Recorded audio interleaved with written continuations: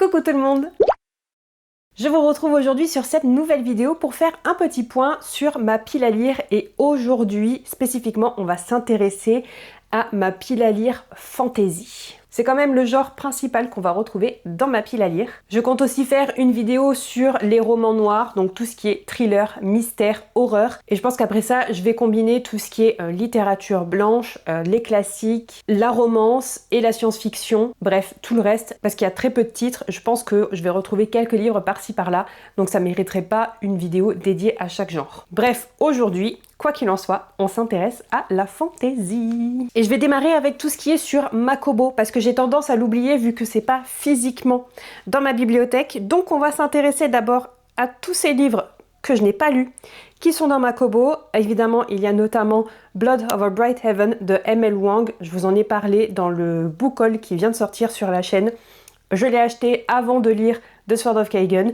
Si j'avais su que The Sword of Kagan ne me plairait absolument pas, je n'aurais pas mis mes sous dans Blood Over Bright Heaven. Mais bon, maintenant c'est fait, faut que je le lise. J'ai aussi évidemment le tome 3 de L'Empire du Vampire qui s'intitule L'Empire de l'Aube de J. Christophe. Au moment où je vous tourne cette vidéo, je n'ai pas encore commencé ma lecture, mais j'ai bon espoir de la démarrer avant la fin du mois de mars, puisque si vous vous souvenez, dans la pile à lire de mars, qui a été absolument catastrophique à tourner. Je vous avais demandé dans les commentaires qu'est-ce que je fais. Est-ce que je considère que L'Empire de l'Aube c'est mon livre le plus gros de ma pile à lire ou est-ce que c'est Le Comte de Monte Cristo? Vous avez été une très grande majorité à me dire laisse tomber, lis L'Empire de l'Aube. Je vais vous écouter, mais j'ai quand même toujours très envie de découvrir Le Comte de Monte Cristo. Je vais essayer de me faire les deux ou au moins de les commencer sur mars et avril.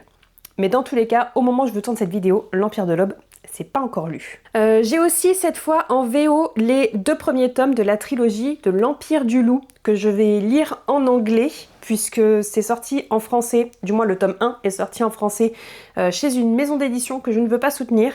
Donc je les ai pris en anglais et en plus ça m'a coûté genre 9 € pour les 2 tomes. C'est une trilogie écrite par Richard Swan. Le premier tome c'est The Justice of Kings et le deuxième tome, la suite, c'est The Tyranny of Faith. Et une fois que j'aurai avancé dans la lecture au moins du tome 1, j'aviserai pour acheter le tome 3. Et le dernier roman que j'ai dans ma Kobo, qui est dans ma pile à lire fantasy, c'est L'ombre du savoir perdu de James Islington, qui est le premier tome de la trilogie du Licanius. En physique, c'est un bon gros pavé des familles et je m'étais dit, je vais d'abord tester sur ma Kobo parce que j'ai pu l'avoir pour 2 €. Il était à prix cassé pendant une opération spécifique et je m'étais dit, comme ça je teste la série, si jamais ça me plaît, j'achète les livres en papier. J'ai toujours pas commencé à découvrir cette série alors même que le livre est dans ma palle depuis 1 an et demi, je dirais. C'est tout ce que j'ai donc dans ma Kobo. On va maintenant s'intéresser à ma bibliothèque. Et on va faire ça étagère par étagère. Je pense que je vais laisser la caméra là où elle est et je vais juste vous prendre les livres au fur et à mesure. Et pour la première case de ma bibliothèque, je commence de ce côté-là. C'est une trilogie que je vous ai présentée là aussi dans le dernier book haul parce que j'ai réussi à avoir les 3 tomes pour vraiment pas grand-chose et en grand format, donc je suis très contente. C'est évidemment Red Rising, donc les 3 premiers tomes. J'ai pris donc le tome 1, Red Rising, le tome 2, Golden Sun et le tome 3, Morning Star. C'est donc la trilogie au complet que je n'ai pas encore découvert. Trilogie écrite par Pierce Brown et qui a commencé à sortir en 2014. Voilà. J'ai très hâte de la découvrir et d'ailleurs au moment où je vous tourne cette vidéo, c'est Red Rising qui est en tête des votes dans les commentaires. Pour rappel, vous avez jusqu'à samedi pour voter dans les commentaires de cette vidéo pour le livre que vous souhaitez que je lise en priorité. Et donc pour le moment, c'est Red Rising qui met de la danse. Je le classe dans la fantasy, mais c'est, il me semble, surtout un mélange de fantasy et de science-fiction, même avec un poil plus de science-fiction que de fantasy. Mais il y a de la fantasy quand même, donc ça reste ici. Et dans cette première case, c'est tout. Tout le reste, je l'ai déjà lu. Je pense que je vais rester comme ça parce que ça sera beaucoup plus facile pour moi pour aller prendre des bouquins. Dans ma deuxième case, il y a une trilogie ou un petit peu plus que j'avais commencé à découvrir il y a plusieurs années et je me suis arrêtée en cours de route et j'ai prévu une relecture pour cet été. Je veux évidemment parler de la série de Daevabad de S.A. Chakraborty. Donc le premier tome, La Cité de Laiton, que j'avais déjà lu mais une relecture s'impose. Le tome 2, Le Royaume de Cuivre, pareil, déjà lu, relecture imposée. Et j'avais jamais lu L'Empire d'Or, le tome 3, et donc le grand final, ainsi que Le Fleuve d'Argent, qui est ici une collection de nouvelles qui se situe parfois avant le tome 1, parfois entre le 1 et le 2, et parfois entre le 2 et le 3. Donc quand je vais commencer ma relecture de cette série pépite de fantaisie historique orientale, je vais aussi m'intéresser au recueil. Et alors oui, j'ai le recueil en version hardback et le reste de la série en paperback. Je m'étais longtemps posé la question de savoir qu'est-ce que je faisais. Est-ce que j'ai changé mes paperbacks pour du hardback ou inversement? Et puis maintenant, je suis comme, je m'en fiche. Le plus important, c'est de les avoir. Donc ça va rester comme ça. Après ça, on va retrouver les tomes 2 et 3 de l'Ascension de Camelot de Kiersten White. J'ai le tome 1 que j'avais déjà lu, là aussi il y a très longtemps, il y a plusieurs années, qui est sur ma vieille Kindle que je n'utilise plus et que j'utiliserai seulement pour relire ce tome 1. Ici, c'est une série qui reprend le mythe arthurien, mais du point de vue de Guenièvre, qui n'est pas tout à fait Guenièvre non plus. Donc relecture imposée pour le tome 1 qui s'intitule La duperie de Guenièvre. Ce sera ma relecture du printemps d'ailleurs. Ensuite, je pourrai lire le tome 2, La trahison de Camelot, et le tome 3, La malédiction d'Excalibur. Et je vous avoue que j'ai quand même assez hâte de voir si ça a bien vieilli et si j'aime toujours autant. Parce que le premier tome avait été une très très bonne surprise. Ensuite, dans ma palle et dans cette deuxième case toujours, j'ai évidemment La guerre du pavot de R.F. Kuang, que je n'ai toujours pas lu malheureusement, même si j'ai très très hâte d'enfin découvrir cette série de Grim Dark Fantasy. On va y retrouver un côté historique, mais surtout des thématiques de guerre, de vengeance et des personnages moralement gris. Tout ce que j'aime. Là, j'ai uniquement le tome 1. Je me suis interdit d'acheter la suite tant que j'ai pas lu le premier tome. Et enfin, j'ai aussi le tome 2 et le tome final de la duologie What the River Knows. Donc là, le tome 2, c'est Where the Library Hides et le sous-titre en français, c'est La bibliothèque engloutie. C'est par Isabelle Ibáñez. C'est une duologie principalement historique, mais avec une pointe de fantaisie, une pointe de magie. Le premier tome était très sympa, assez rafraîchissant. J'ai hâte de voir ce que va donner la suite et fin. Coucou. Je change de côté puisque je suis passée sur la troisième case, ce qui est juste là, qui est hors champ pour vous malheureusement. J'ai évidemment la trilogie complète de la confrérie du sang de John Gwynne que je n'ai toujours pas lu. Donc le tome 1, L'ombre des dieux, le tome 2, La fin des dieux, et le tome 3, La fureur des dieux. Je sais toujours pas quoi faire avec cette série parce que j'ai très envie de la démarrer ce mois-ci en réalité. Mais ce mois-ci, c'est aussi la sortie du premier tome de la nouvelle trilogie de John Gwynne. Le premier tome s'intitule Le temps de la terreur, et en réalité, ça s'inscrit dans le même univers que le livre des Terres bannies que j'ai déjà lu. Et ça se passe 100 ans après la fin du 4e tome, Fureur, que j'avais absolument adoré. Donc je sais pas si je démarre la confrérie du sang ou si je replonge dans l'univers des Terres bannies quand je reçois ce nouveau tome de série qui sort le 19 mars. Et je l'ai précommandé, mais je pense que je vais le recevoir légèrement après le 19. C'est pas grave parce que de toute façon, on va pas se mentir, j'ai trop de livres dans ma palle pour donner une priorité à celui-ci. Même si j'ai très envie, j'adore John Gwynne, c'est un de mes auteurs préférés. Si ce n'est mon préféré d'ailleurs. Et juste après, j'ai mis un autre titre des éditions Léa, c'est Les Vaisseaux d'os, le premier tome de la trilogie de l'Enfant de la marée de R.J. Barker. Oui, c'est toujours pas lu. J'ai bien l'intention de le lire, là aussi ce printemps. Il se peut que vous le retrouviez dans un vlog thématique. Et j'ai trop hâte. En fait, j'ai hâte de me faire une idée sur celui-ci et du coup de potentiellement me jeter sur le tome 2 quand il sera annoncé et qu'il sortira. Cette case, c'est un peu la case spéciale fantasy épique puisqu'on va aussi retrouver la première trilogie de Joe Abercrombie. C'est La première loi avec le premier tome, Premier sang, le tome 2, Des raisons et sentiments, et le tome 3, Dernière querelle.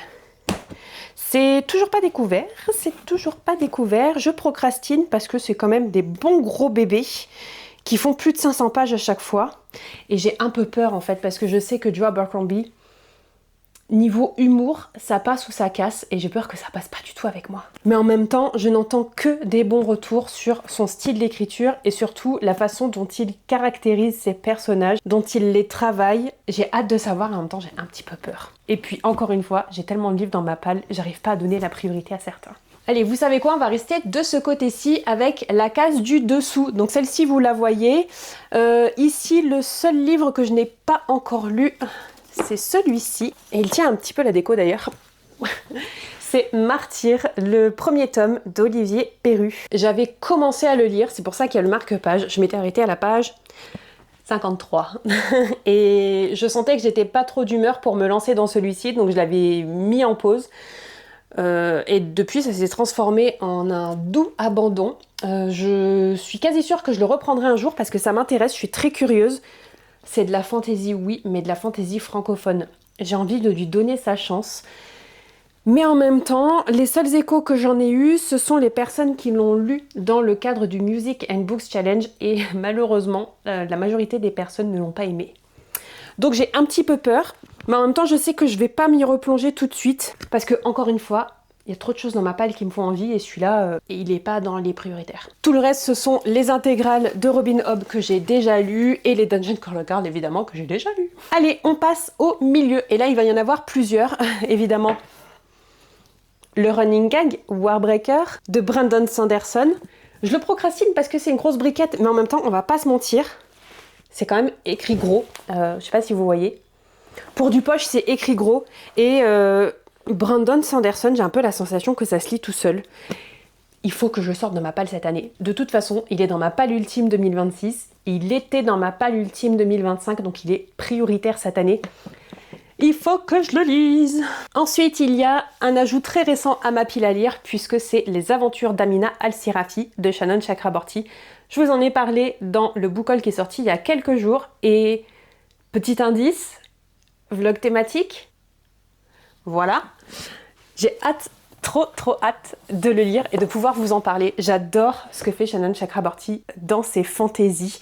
Ici, on va suivre une pirate retraitée. Ah, j'adore. Ensuite, ça c'est lu. Celui-ci c'est lu, mais celui-ci pas encore. C'est la novella Les Tambours du Dieu Noir de P. Djeli Clark. En réalité, il y a même 2 novellas dans celui-ci, puisqu'on va retrouver Les Tambours du Dieu Noir et ensuite on va retrouver L'étrange affaire du djinn du Caire, qui là s'inscrit dans le même univers que Maître des djinns juste ici, qui était assez exceptionnel. Donc après ça c'est lu... Ah, Cœur de sorcière de Geneviève Gornichek qui traîne dans ma palle là aussi depuis 1 an et demi, 2 ans. Je tablerais même sur 2 ans, ouais, facile. Ici de la fantaisie qui va reprendre le mythe de Angrboda, qui est une sorcière condamnée à l'anéantissement pour avoir refusé de partager ses secrets avec Odin. Donc réécriture de la mythologie nordique. Comme vous pouvez le constater, c'est de la procrastination pure et dure. Celui-ci, Requiem pour les fantômes, Est-ce qu'il est dans la fantaisie ou est-ce qu'il est plus dans la littérature? Je crois qu'il est quand même plus dans la fantaisie, parce qu'il me semble qu'il y a réellement des fantômes.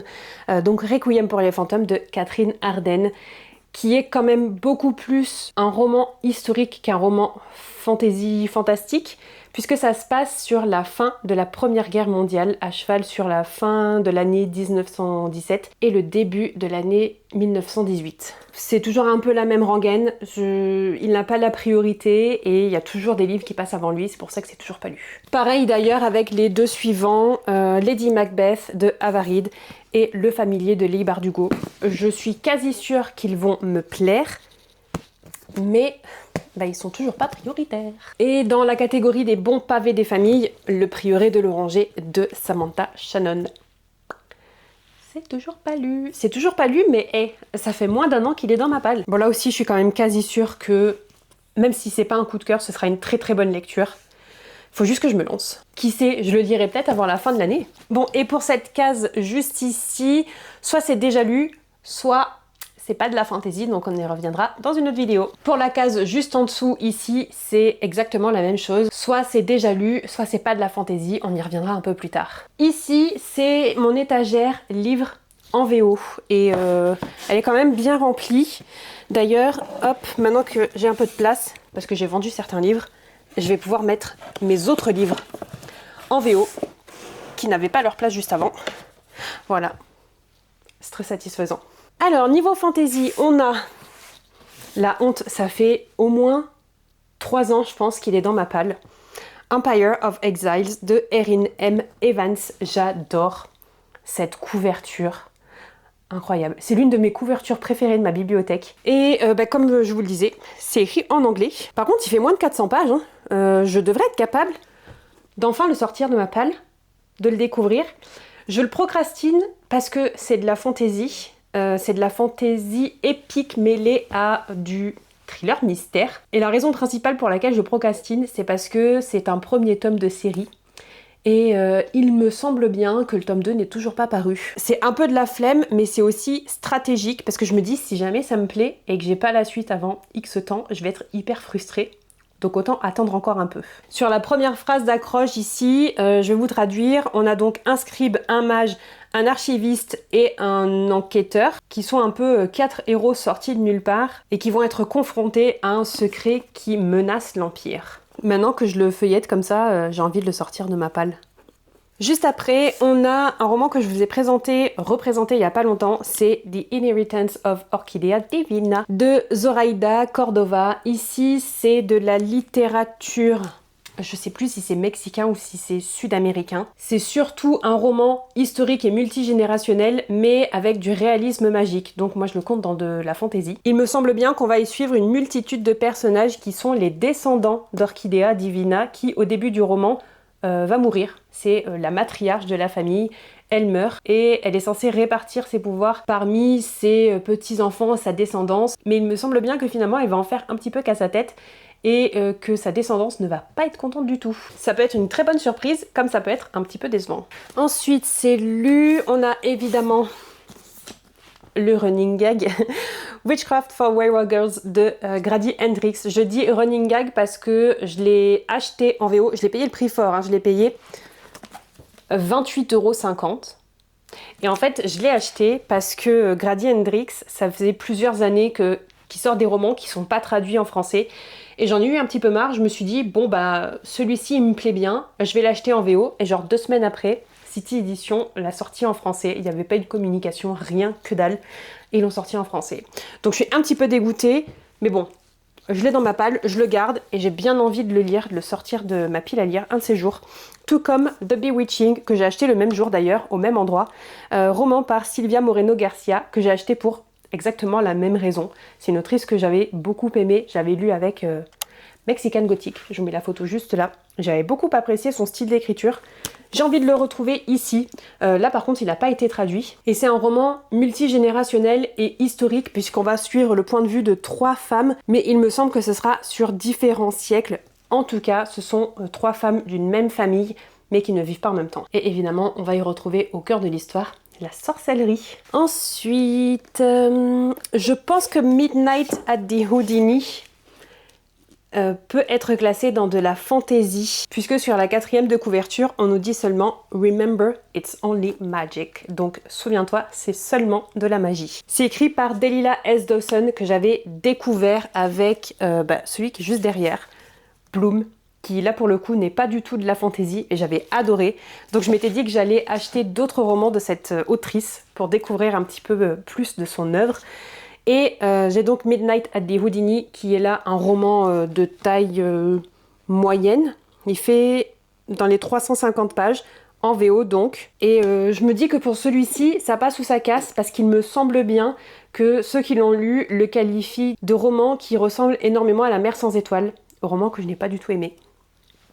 Donc j'ai celui-ci de cette autrice.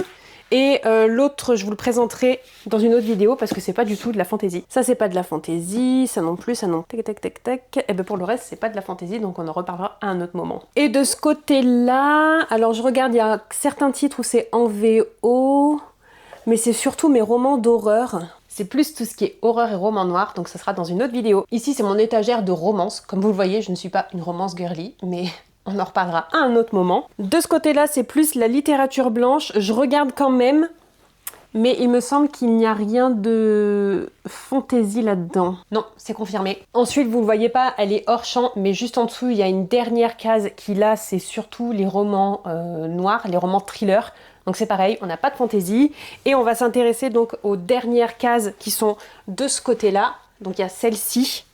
Et il y a les deux en dessous, ce sont mes romans poche. Waouh, mais finalement j'en ai pas tant que ça parce que dans cette case-là, en poche, il y a très peu de fantaisie et ceux qui sont présents ici, je les ai déjà lus. Par contre, Juste en dessous, il y a pas mal de romans qu'on peut qualifier SF, donc ce sera dans une prochaine vidéo. Par contre, j'ai quand même, là, dans les classiques de la fantasy, que je n'ai pas lu, que je procrastine. Tolkien. Tolkien avec la trilogie du Seigneur des Anneaux, dans un coffret collector. Voilà, qu'on m'avait offert à Noël il y a plusieurs années déjà. Et que je procrastine alors que je pense bien que je vais me régaler, hein, mais bon. J'ai quand même donc le tome 1, La communauté de l'anneau, La fraternité de l'anneau, le tome 2, Les deux tours, et le tome 3, Le retour du roi. Je procrastine parce que c'est du poche et parce que je vous avoue que j'ai un peu peur que ça soit pas à la hauteur par rapport au film de Peter Jackson que j'aime de tout mon cœur. Et en même temps, je me dis que j'ai très certainement peur pour rien, parce qu'en général, les livres sont quand même bien mieux que les films, et c'est peut-être le cas avec cette trilogie. Ah, mais j'ai peur quand même. Et j'ai aussi, tant qu'à faire, le Silmarillion. Et là, je vous avoue que celui-ci, je le procrastine parce que je connais pas du tout l'histoire, mais alors pas du tout. Et j'ai juste peur que ça ne me plaise absolument pas, et que du coup, ça me rebute dans mon envie de découvrir l'œuvre de Tolkien. D'ailleurs, pour ceux qui s'y connaissent, le jour où je me lance, est-ce que je démarre par Le Seigneur des Anneaux ou est-ce que je démarre par le Silmarillion? N'hésitez pas à me le dire. C'est tout ce qu'il y a dans mes bibliothèques, mais il reste encore quelques livres qui sont sur mon bureau et sur ma petite colonne, qui sont les livres de ma pile à lire active, les livres que je veux lire dans les jours et les semaines qui arrivent. Je vais voir ce qu'il y a et je reviens tout de suite.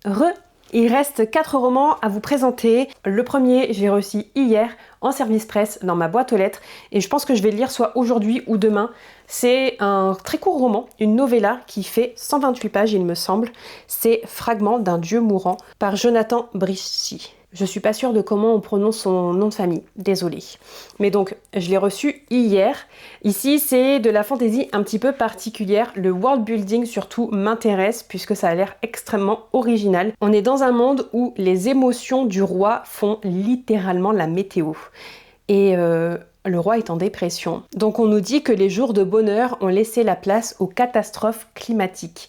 Et on va suivre un personnage qui est l'amant du souverain, qui se trouve aussi faire partie de sa garde rapprochée et qui va se mettre en quête d'un remède ou d'une solution pour guérir son souverain, et il va notamment partir en quête d'une déesse. Donc celui-ci, comme je vous le disais, il va vraiment pas faire long feu dans ma palle et je pense que je vais vous en reparler dans le bilan du mois de mars. Il me reste aussi 2 romans que je n'ai pas encore lus dans le cadre de la sélection imaginaire du prix Babelio 2025. Donc il me reste en anglais A Diary of Blood de S.T. Gibson, que j'ai dans ma palle depuis 2 ans et que je n'ai toujours pas lu, mais bon, du coup, ça va être fait très très bientôt. Il fait moins de 300 pages, alors certes c'est en anglais, mais c'est quand même écrit... Bon, pas forcément gros, mais ça passe. Et on y suit ici la relation assez tumultueuse entre Constanta et son mari, Dracula. Il me semble bien d'ailleurs que c'est une relation polyamoureuse, légèrement chaotique. Donc très hâte de voir ça. Celui-ci aussi, je vais vous en parler dans vraiment pas longtemps, parce que j'ai bon espoir que le vlog dans lequel il figure va bientôt sortir. Et c'est aussi le cas de la petite boutique de sortilèges de Sarah Beth Durst, de la Cozy Fantasy. Ouais, mais ceci dit, il est très beau et je suis quand même très curieuse de le lire, de me faire une idée, parce que je me dis que la Cozy Fantasy, c'est pas possible que ce soit constamment pas mon truc. Il y a forcément un moment donné où ça va matcher. Donc j'espère que ce sera le cas avec celui-ci. Et enfin, le dernier roman dans ma pile à lire fantasy, évidemment que je me suis acheté, Catabasis de R.F. Kuang le jour de sa sortie. Et non, c'est toujours pas lu et honnêtement, il y a très très peu de chances que ce soit lu sur le mois de mars. Mais j'ai quand même pas très envie de le faire traîner trop longtemps. Déjà parce que j'ai peur de me faire spoiler et puis je suis quand même très curieuse. Si je le classe dans la fantasy, alors que c'est quand même beaucoup plus un roman Dark Academia et historique, c'est parce que nos personnages principaux se sont investis d'une quête, d'une mission, secourir leur directeur de thèse qui est mort et qui est aux enfers. Donc là aussi, très très hâte de le sortir, mais un petit peu comme tous les livres que je viens de vous présenter finalement. Et donc ça y est, on est arrivé à la fin de ce petit tour de ma pile à lire spéciale fantasy. Comme d'habitude, n'hésitez pas à me dire dans les commentaires si vous avez lu l'un de ces romans, ce que vous en avez pensé. N'hésitez pas à me booster, surtout sur des romans que je procrastine depuis un moment. Et dites-moi aussi si malheureusement je vous ai fait ajouter quelques livres à votre palle. Et si pour une raison ou pour une autre, vous ne souhaitez pas laisser de commentaires trop longs, vous pouvez toujours me laisser un emoji. Et je vous propose de laisser un emoji en rapport au sous-genre fantastique, fantasy qui vous correspond le plus. Donc si c'est par exemple du Dark Academia, laissez-moi un emoji en rapport avec le Dark Academia, une plume, un livre, quelque chose comme ça. Si c'est la fantasy épique, allez-y avec les épées. Si c'est la cozy fantasy, allez-y plutôt avec des petites potions ou des fées. Bref, laissez libre cours à votre imagination. Quant à moi, je vous dis à très bientôt dans une prochaine vidéo, le mercredi à 10h et le samedi à 10h aussi. Bye bye!